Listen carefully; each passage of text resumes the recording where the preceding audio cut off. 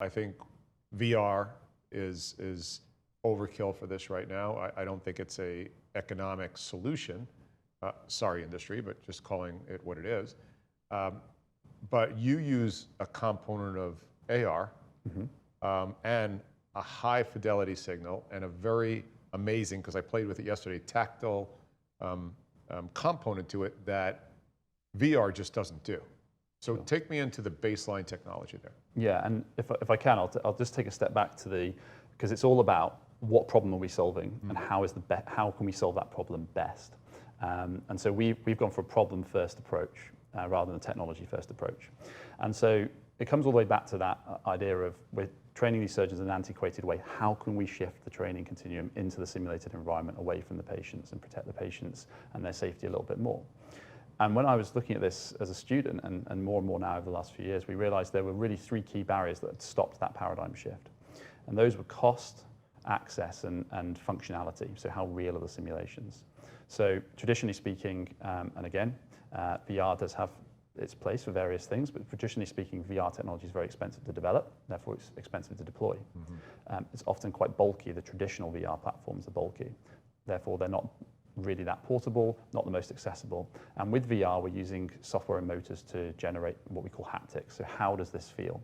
Now that's really good for things like turbulence in a plane, that's macroscopic haptics. But when we're looking at simulating microscopic haptics, so how does a blood vessel feel, or how does tissue tension feel, how does this plane of dissection feel, it's really difficult. And so we had the very nice position of hindsight and looking at, well, we know that these technologies are looking to solve these problems and make this paradigm shift. Why has it not happened? Those are the three reasons we think. And so that's what drove us. And those are our core values as a business. So developing affordable, accessible, and functional technology. So to actually answer your question, how do we do that? We take the immersive element that you get from VR. So that's computer graphics, so CG generated anatomy, for example. And we take that and we combine it with soft tissue models. I've got one here. So I'm not sure if we can see that, but we take soft tissue models, and this comes back to our vertical integration and the business that we've built, which is a manufacturing business at its core. So we manufacture and design these soft tissue models. They're made from synthetic soft tissue.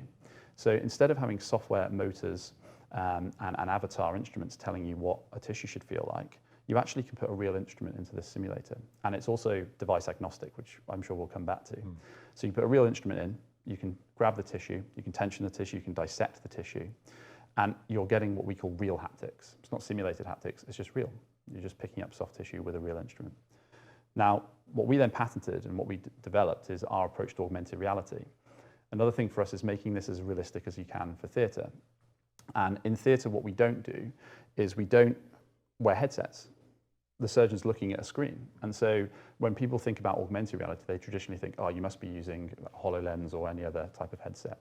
And we said, no, that's not the best way to do this. So we designed our own version of augmented reality. And actually, I'm sorry, I'll bring this back into focus, which really predicates on our patented technology here, which is a way for the real environment and the digital environment to speak to each other.